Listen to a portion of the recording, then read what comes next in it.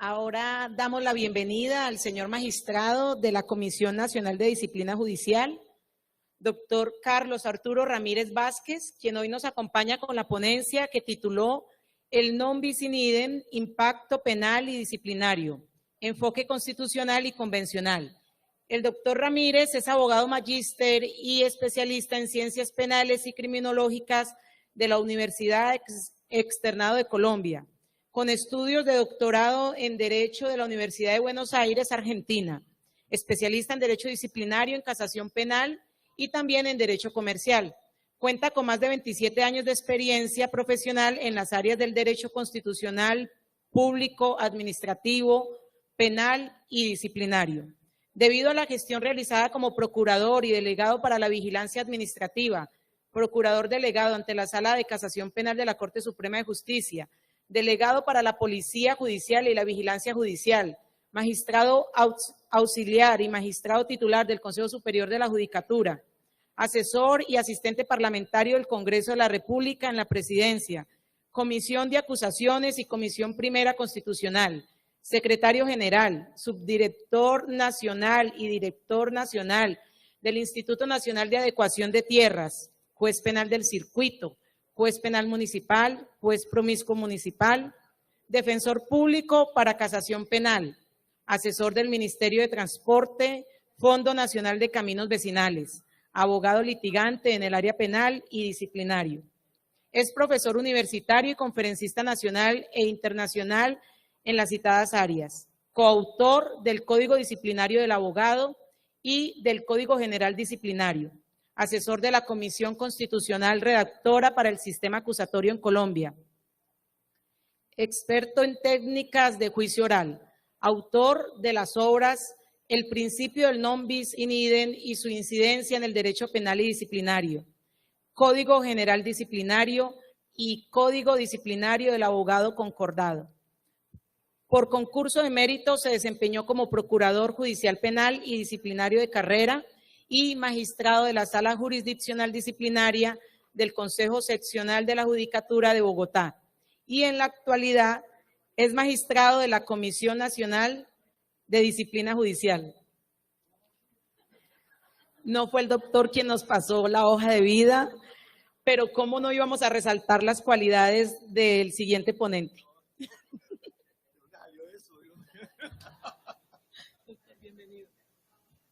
Ya me das pena. Esto se lo restamos al tiempo que tengo para intervenir. Bueno, en respeto al principio del non bis in idem, prometo que no me demoraré lo mismo de la pasada. El principio, ante todo, bueno, saludo muy rápido, respetuoso, mi agradecimiento, señores magistradas, señores magistrados del Tribunal Superior del Distrito Judicial de Cali, de verdad, doctor Leosmar Benjamín, doctora Julieta y todas ustedes, doctora Socorro, mi compañera de maestría, y todos ustedes, de verdad, muchas gracias. Queremos de verdad reconocerles los ponentes, a quienes nos han acompañado, a quienes han hecho también un esfuerzo para que con su apoyo y sus aportes también esto sea una realidad. De verdad, muchas gracias y esto es para ustedes. El ejercicio del ius puniendi estatal, cuando uno es penalista, lo circunscribe al derecho penal. Y el discurso se monta sobre una premisa que dice que el derecho penal es última ratio y de ahí para adelante todas las demás manifestaciones van atrás. En el derecho disciplinario colombiano se ha presentado un problema bastante complejo con ese ejercicio simultáneo del ius puniendi estatal. Porque cuando uno recorre el derecho penal y sus discursos legitimadores, antes de la Constitución del 91, las verificaciones se hacían en punto de verificación de legalidad. Viene la Carta Política del 91 y la Carta Política del 91 ya obliga a que el derecho penal mire la Constitución, pero hoy nuestra discusión se traslada al motivo de este seminario de la convencionalidad. Y claro, el derecho penal no podía estar ajeno a esta discusión.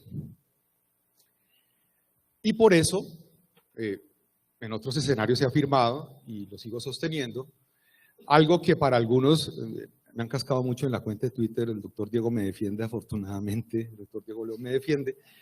Yo pienso que el derecho disciplinario, y lo vuelvo a decir y les voy a explicar por qué, que es como el eje de la charla que quiero transmitirles hoy. El derecho disciplinario es constitucional, pero es inconvencional. Entonces comienzan a decir que una cosa no puede ser al tiempo, pero les voy a explicar cómo es esto. Recordar el non bis in idem cuando usted lo categoriza entre penal y disciplinario es muy fácil, porque entonces usted lo primero que dice es el derecho penal protege bienes jurídicos.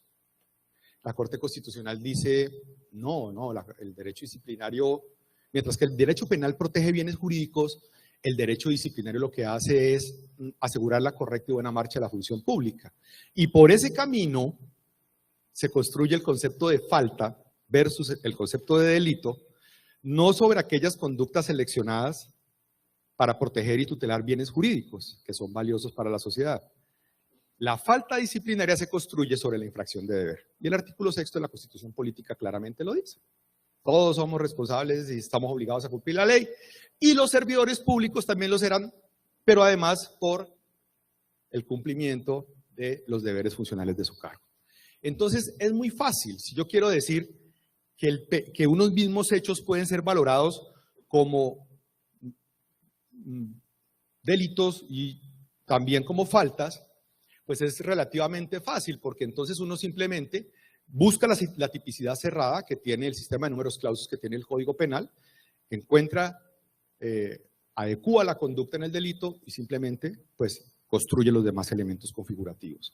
En el disciplinario usted toma la misma conducta, pero mira, lo primero es cuál es el deber funcional que tenía esa persona y pudo ser incumplido, o cuál fue la prohibición en que incurrió, o más duro, cuál fue la inhabilidad, la incompatibilidad en que pudo estar incursa esta persona.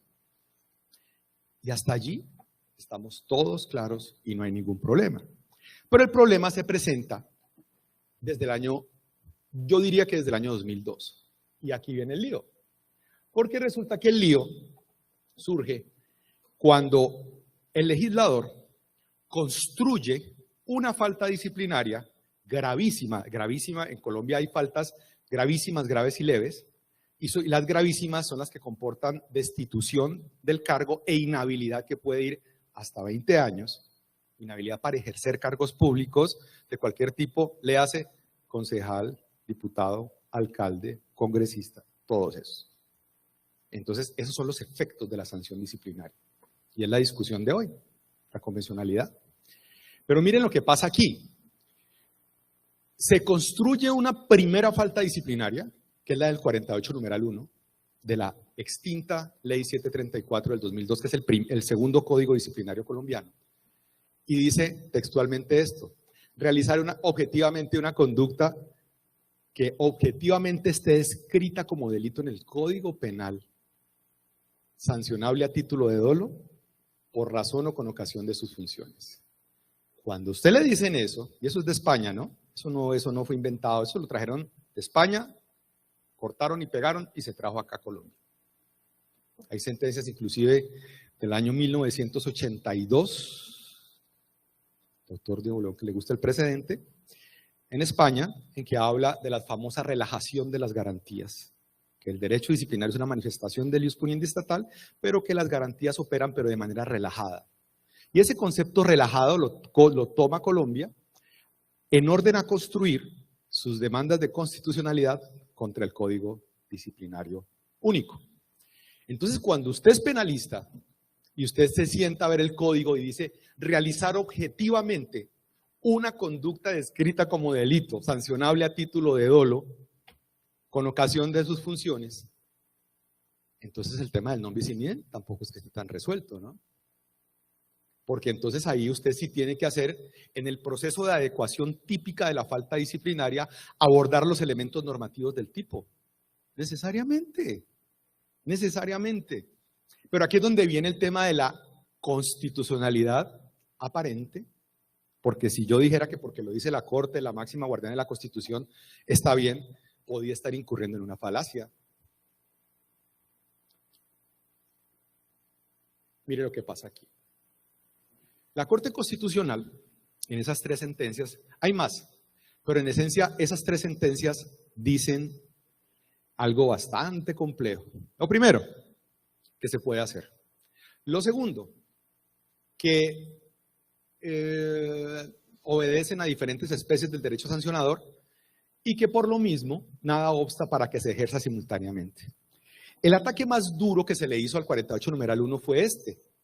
¿Cómo vienen ustedes a decir que es constitucional, que es realizar objetivamente una conducta descrita en el Código Penal como delito, sancionable a título de dolo, cuando usted bajo esa denominación está presuponiendo la responsabilidad? Prácticamente está erigiendo criterios de responsabilidad objetiva para adecuar esa falta. Cuando todos estábamos esperando una respuesta de la Corte Constitucional, la Corte Constitucional sale con esta perlita. Aquí la voy a poner. Lo primero que dice la C-120 del 2006 es que no hay problema en el ejercicio simultáneo del penal y el disciplinario, porque obedecen a especies distintas, porque, como ya les dije, la una protege bienes jurídicos y la otra curiosamente, de una manera contradogmática, dice bienes jurídicos de diferente naturaleza.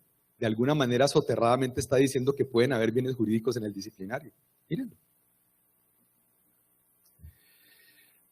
Pero lo que me interesa destacar aquí es esto.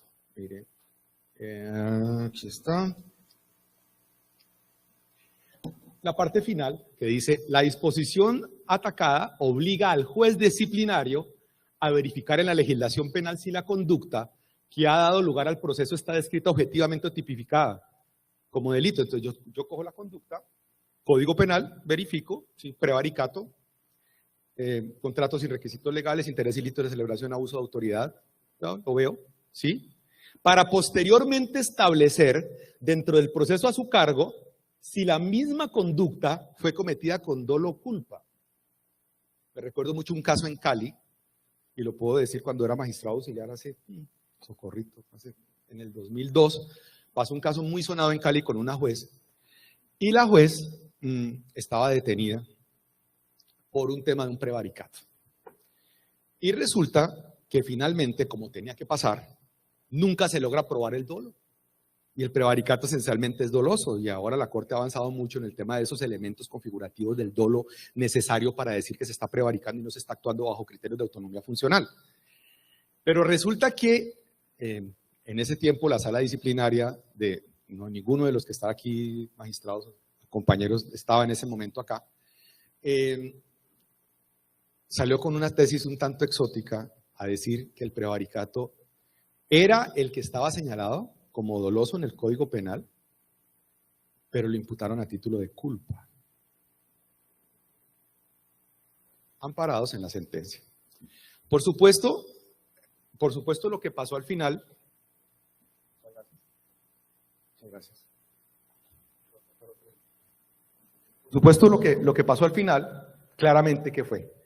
Que cuando subió a la segunda instancia, pues tuvimos que revocar la decisión porque era un exabrupto estar postulando que él objetivamente se enmarcaba en un prevaricato, pero cuando abordaban la culpabilidad era culposo por negligencia, o sea, era una cosa un poquito medio loca.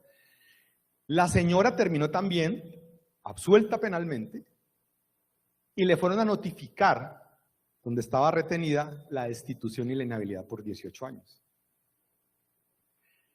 Pero eso, yo dije, son casos aislados.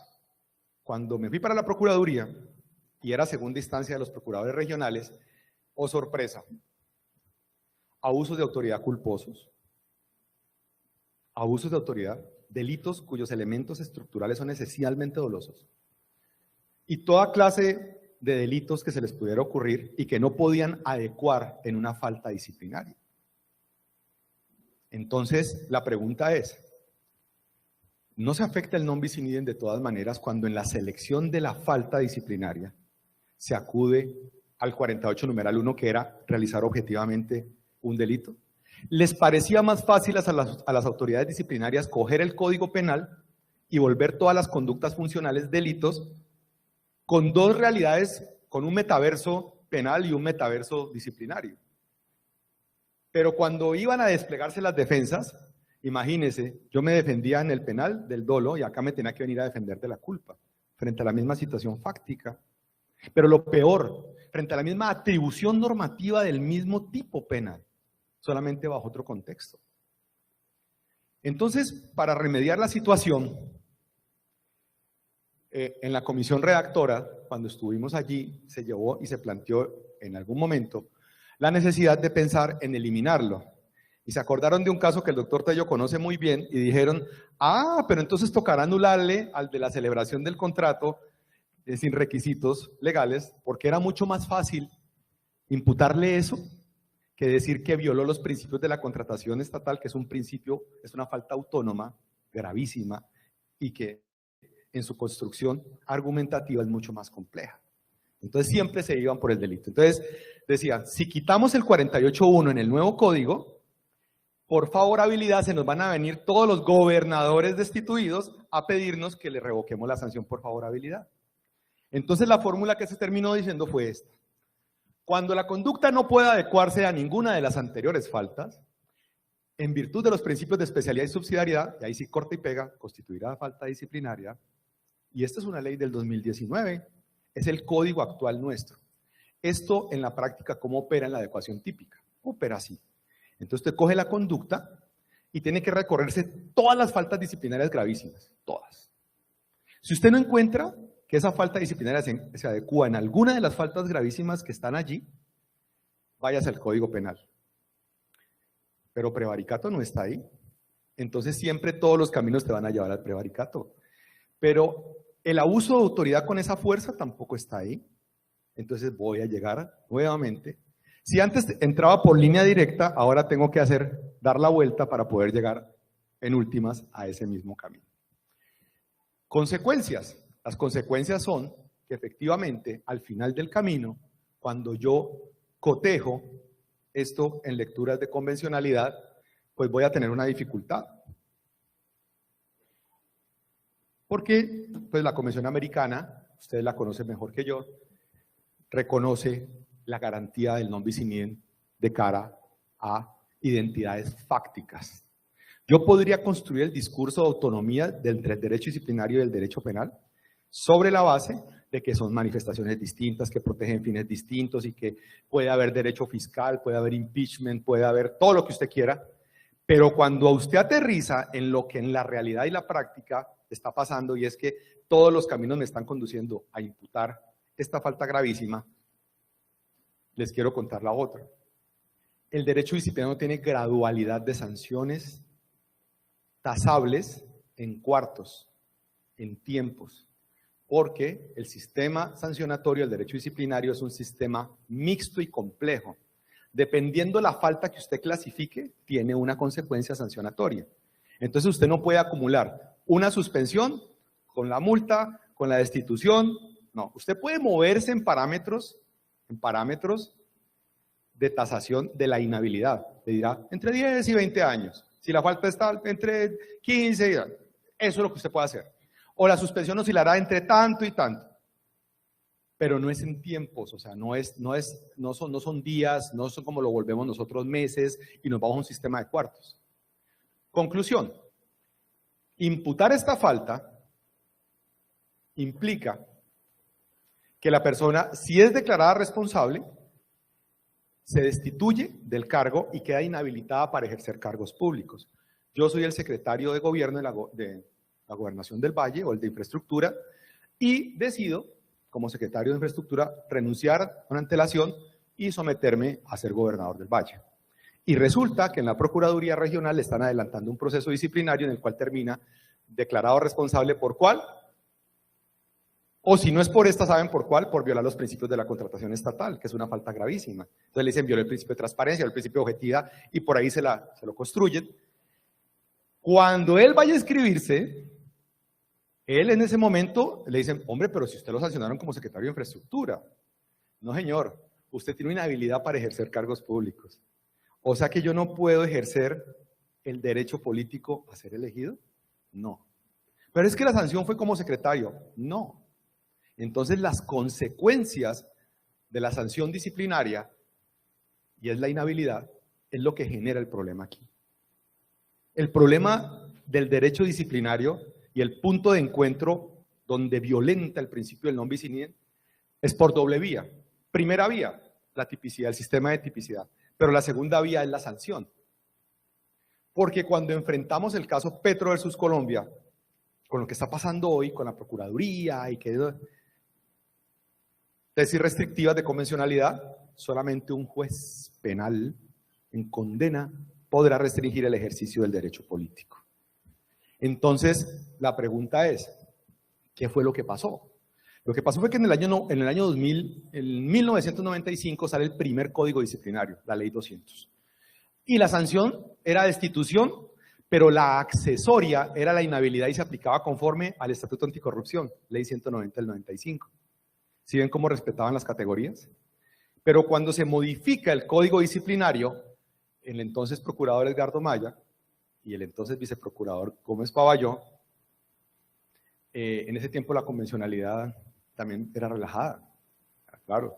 Dijeron que el código disciplinario había que endurecerlo.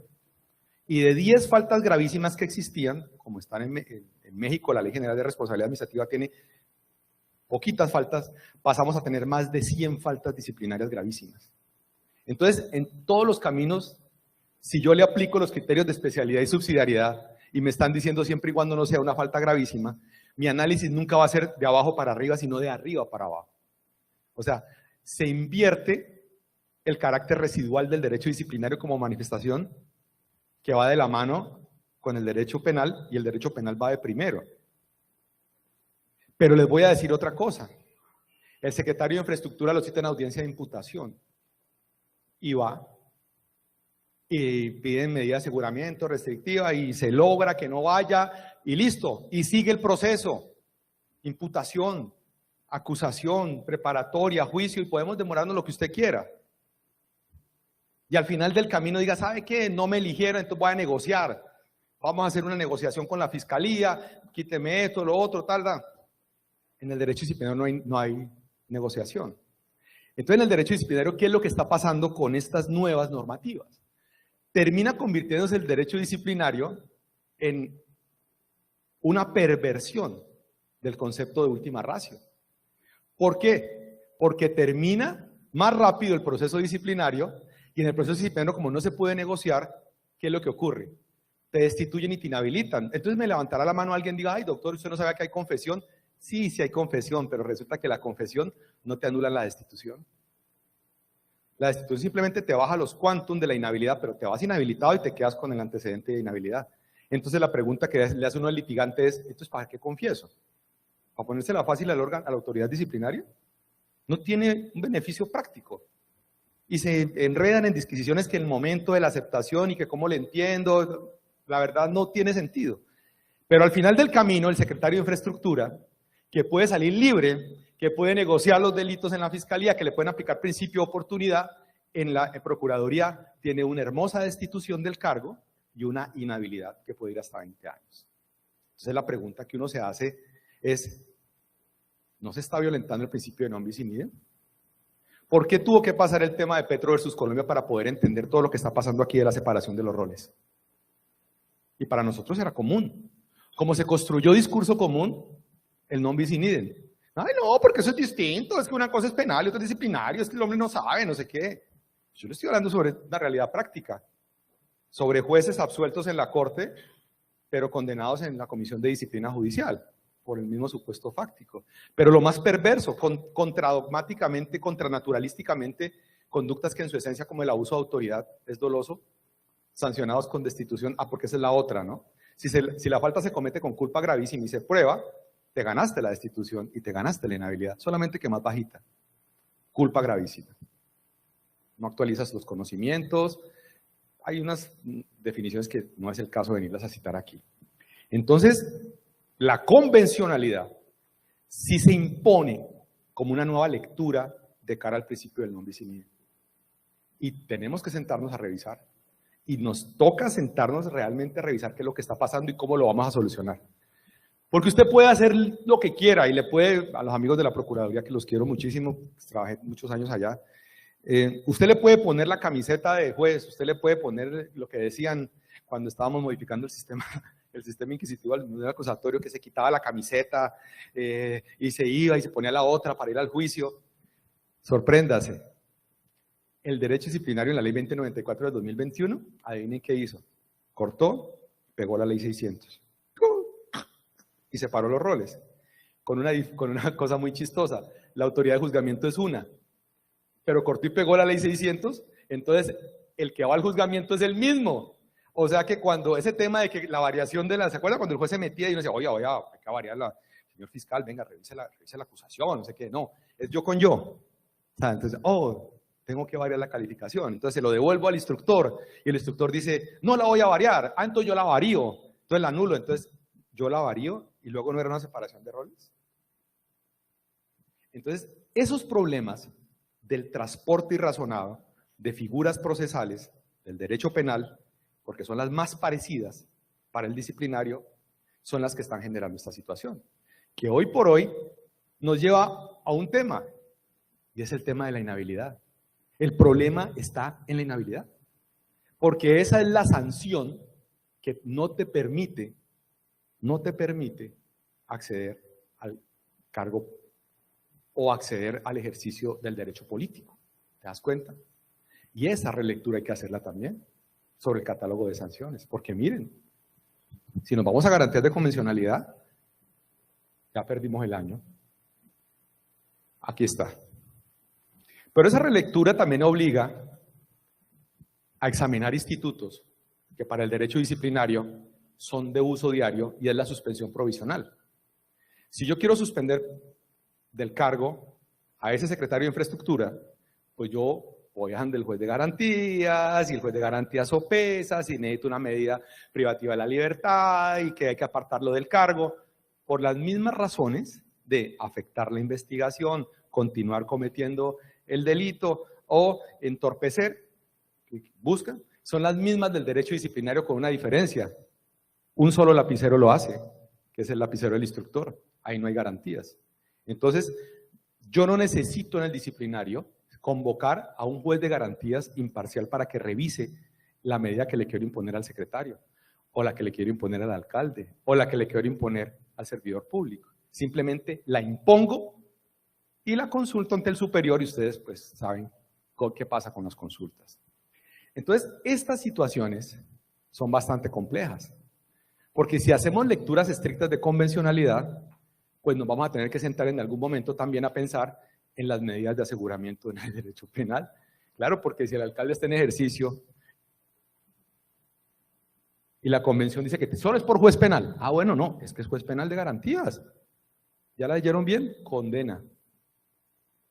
Presunción de inocencia.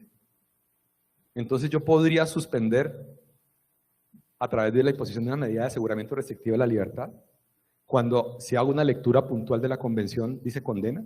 No, doctor, es que hay que entender que no sé qué, pero entonces ¿qué vamos a hacer con las pérdidas de investidura? Y cuando la Contraloría adelanta la suspensión buena fe sabida y guardada. Es que esos son los problemas que realmente nos concitan en escenarios como este, y son los que tenemos que revisar. Tenemos que parar en un momento, y si vamos a adoptar la convencionalidad, y si vamos a aplicar la Convención Americana de los Derechos Humanos como instrumento, carta de navegación, supra la Constitución, porque aquí hay claramente un problema entre la Constitución, porque usted, donde se meta, no existe una sentencia, una sola, de la Corte Constitucional, donde en parámetros de convencionalidad haya ido en contra de alguna de estas normas. Por el contrario, la refrenda, la reafirma. El fallo más reciente, donde avala las facultades de la Procuraduría, le quita la función judicial. No las necesitas. No las necesitas, ¿por qué? Porque la Carta Política te está dando ese mecanismo. Y miren cómo se enfrenta con el Consejo de Estado. El Consejo de Estado va más allá. El Consejo de Estado, eso podrá decir usted, pero es que yo estoy leyendo la Convención Americana y lo que pasó hoy con el presidente.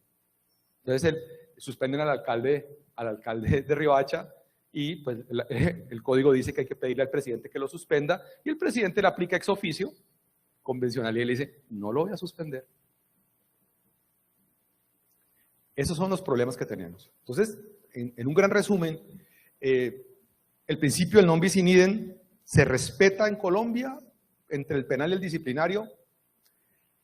Tengo mis dudas, tengo mis dudas, no obstante ser operador disciplinario o autoridad disciplinaria, y creo que es un llamado también a la reflexión para que comencemos a mirar un mejor derecho disciplinario y más allá un mejor ius puniendi estatal, articulado, sistémico. Miren, acordémonos de esta. Aquí está. Aquí está. Acordémonos de esta. Ay, me devolví. ¿Dónde está? Aquí está. Aquí está, miren. Causal de principio de oportunidad. Puede aplicarse el principio de oportunidad penal cuando se hayan atentado bienes jurídicos de la administración pública o de la recta administración de justicia, cuando la afectación al bien jurídico funcional resulte poco significativa y la infracción al deber funcional tenga o haya tenido como respuesta adecuada el reproche institucional y la sanción disciplinaria. Es una causal de oportunidad. Ahí está. Pero insistimos en darle la autonomía y la independencia al disciplinario y no, tosudamente vamos a seguir avanzando. Y ahí es donde tenemos el lío. Porque tenemos herramientas legales a las cuales se pueden acudir. Si el derecho disciplinario o el ejercicio del ius puniendi estatal fuera sistemático, articulado y sobre todo, queridos amigos y amigas, respetuoso de las garantías. Ese es el mensaje. Muchas gracias.